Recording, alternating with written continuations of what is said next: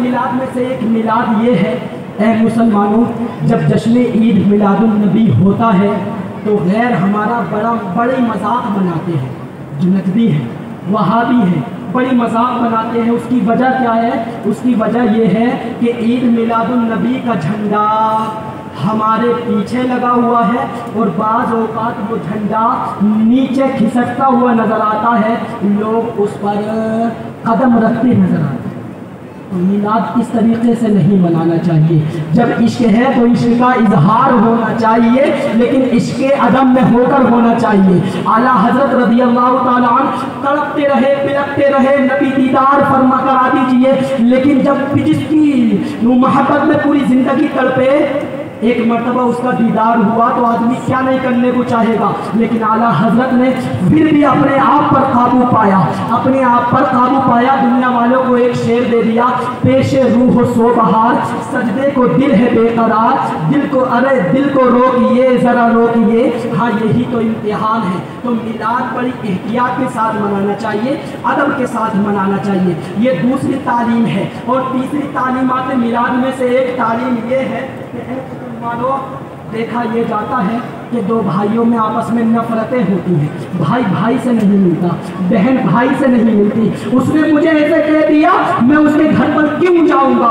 اس نے مجھے ان الفاظ کے ساتھ یاد کیا، میری غیبت کی، میں اس کے گھر پر کیوں جاؤں گا؟ وہ گھر کے اعتبار سے بڑا کمزور ہے، ضعیف ہے، میں اس کے گھر پر کیوں جاؤں گا؟ وہ گھریلو اعتبار سے مالدار نہیں ہے، میں عالیشان فارچونر میں گھومتا ہوں، اس کے گھر پر کیوں جاؤں گا؟ اے سنیوں سنو، میرے آقا دلوں کو جوڑنے کے لیے تشریف لے کر آئے ہیں، نفرتیں پیدا کرنے کے لیے تشریف لے کر نہیں آئے، بلکہ میرے آقا تو ارشاد فرماتے ہیں، سلم علی من تعرف وعلی من لا تعرف، جس کو پہچانتے ہو کہ یہ مسلمان ہے اس کو تو سلام کرو ہی، اور جس کو نہیں پہچانتے ہو اس کو بھی سلام کیا کرو، اس کو بھی سلام کیا کرو۔ لوگ کہتے ہیں گڈ مارننگ یعنی صبح بخیر، اور گڈ ایوننگ یعنی شام بخیر، شاید گڈ ایوننگ شام بخیر کو ایوننگ بولتے ہو۔ بہرحال لوگ جب ایک دوسرے سے ملتے ہیں تو یا تو صبح میں سلامتی پہنچاتے ہیں یا شام میں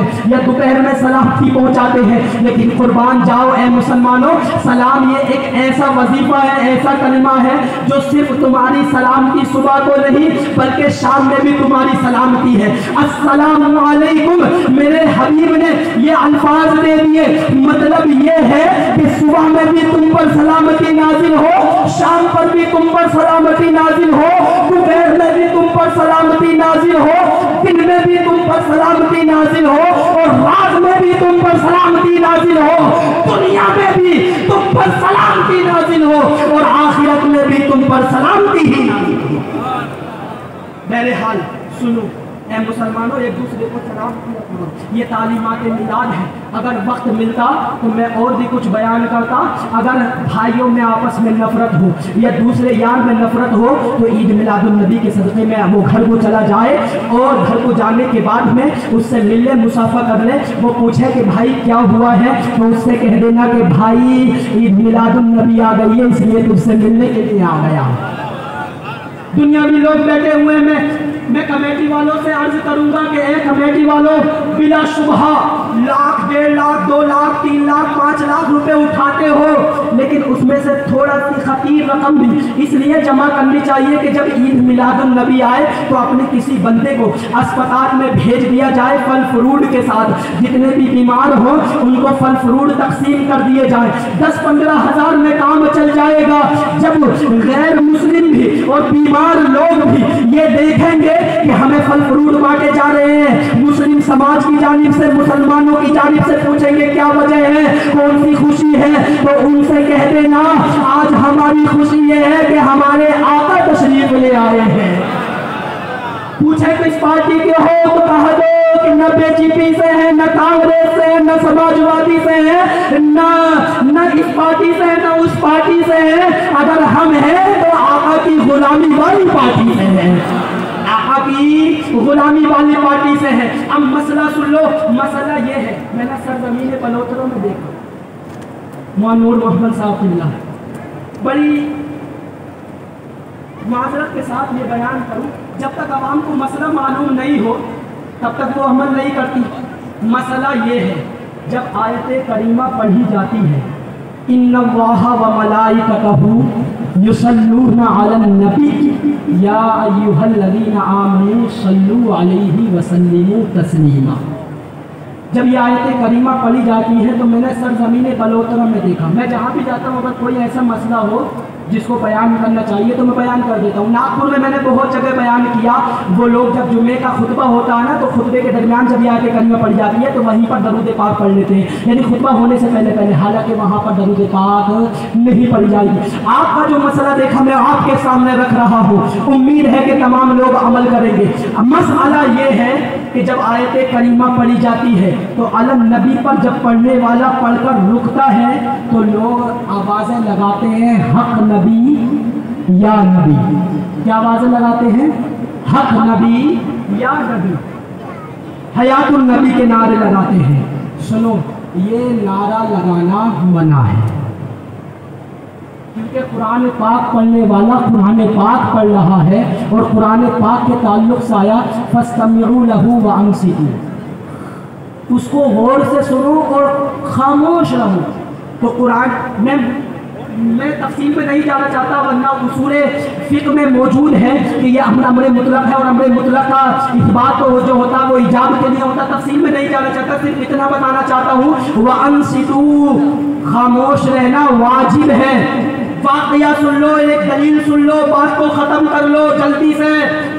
واقعہ یہ ہے کہ جب میرے قاضی القضات شیخ الاسلام والمسلمین حضور قاضی القضات فی الہند تاج الشریعہ بدر الطریقہ حضور تاج الشریعہ علیہ الرحمہ والرضوان جب پڑوسی ملک میں گئے، غالباً سن 2000 کے قریب تشریف لے کر گئے، تو وہاں پر بھی جب محفل سجائی گئی، اسٹیج پر جب یہ آیت کریمہ پڑھی گئی تو اسٹیج والوں نے بھی اور سامنے والوں نے بھی علی النبی پر حق نبی یا نبی پڑھا تھا. یہاں پر لوگ حیات النبی پڑھتے ہیں. میرے تاج الشریعہ نے فوراً مائک کو لیا اور فرمایا جب آیت کریمہ پڑھی جا رہی ہے، تلاوت لگاتار ہو رہی ہے، تو اس آیت کے درمیان میں تلاوت کے دوران خاموشی سے سننا واجب ہے. کوئی نعرہ نہیں لگایا جائے گا، کوئی نعرہ نہیں لگایا جائے گا. اللہ اکبر کبیرہ. علماء موجود تھے، علماء نے اعتراض کیا، ادباً کھڑے ہو گئے، عرض کیا حضور یہاں پر تو آیت کریمہ کی تلاوت کرنے کا حکم الگ ہو جائے گا. میرے تاج الشریعہ نے فرمایا سنو، اگر آپ کو کتاب پڑھنا ہے تو کتاب بھی پڑھ لیجئے. میرے تاج الشریعہ کی ایک کتاب ہے سنو چپ رہو. سنو، میرے پاس بھی PDF میں موجود ہے، جس کو چاہیے وہ لے لے. میرے تاج الشریعہ نے فرمایا کہ جب پڑھنے والا پڑھ رہا ہے اور اس کے آگے پڑھنے کا ارادہ بھی ہے تو اس کو تلاوت میں ہی شمار کیا جائے گا. وقف میں جہاں پر وقف کام ہوتا ہے، یعنی بالکل بندہ خاموش ہو جاتا ہے، پھر آگے پڑھنے کا ارادہ نہیں ہوتا، جو عام فہم زبان میں یہ بولا جاتا ہے. ورنہ تو قاریوں کی قرہ کی اصطلاح میں وقف کام کی تعریف الگ ہے. یہ وقف یعنی یہاں پر رکنے کے بعد میں پڑھنے والے کا ارادہ بالکل خاموش رہنا، یعنی اب نہ پڑھنا بالکل نہیں ہوتا، بلکہ وہ آیت کریمہ آگے والی پڑھتا ہے یا ایھا الذین آمنوا، یہ پوری آیت کریمہ پڑھتا ہے. جب پڑھتا ہے تو یہاں پر رکنے کو بھی تلاوت میں شامل کیا جائے گا. جیسے مثال کے طور پر میں نے یہاں پر بیان شروع جب کیا تو میں نے غالباً 1 بجے سے شروع کیا ہوگا، 1:50 ہوئے ہوں گے، یعنی 50 منٹ کا یہ بیان رہا. لیکن بیچ میں نعرہ بھی لگوایا گیا نا، اب اس نعرہ لگوانے میں 1 منٹ رہا یا آدھا منٹ رہا، اس کو نکالا نہیں جائے گا. یہ نہیں کہا جائے گا کہ اس کا حکم الگ ہے اور اس کا حکم الگ ہے، نہیں، یہی کہا جائے گا کہ 1 بجے سے لے کر میں نے 50 منٹ تک غالباً تقریر کی ہے. اگر کام کرنے والا کام کرتا، بیچ میں دوپہر میں کھانا بھی کھاتا ہے، لیکن وہ جب شمار کرتا ہے وقت تو وہ یہی کہتا کہ میں نے 5 گھنٹے ڈیوٹی کی ہے، کھانے کا وقت نہیں نکالتا، وہ پینے का वक्त नहीं निकालता, अरेस्ट का वक्त नहीं निकालता, आराम करने का वक्त नहीं निकालता। मेरे ताजुल शरिया ने फरमाया जब वो यहाँ पर रुक रहा है और आगे उसके पढ़ने का इरादा भी है, तो अब हक नबी या हयातुल नबी का नारा नहीं लगाया जाएगा, बल्कि खामोशी से सुना जाएगा।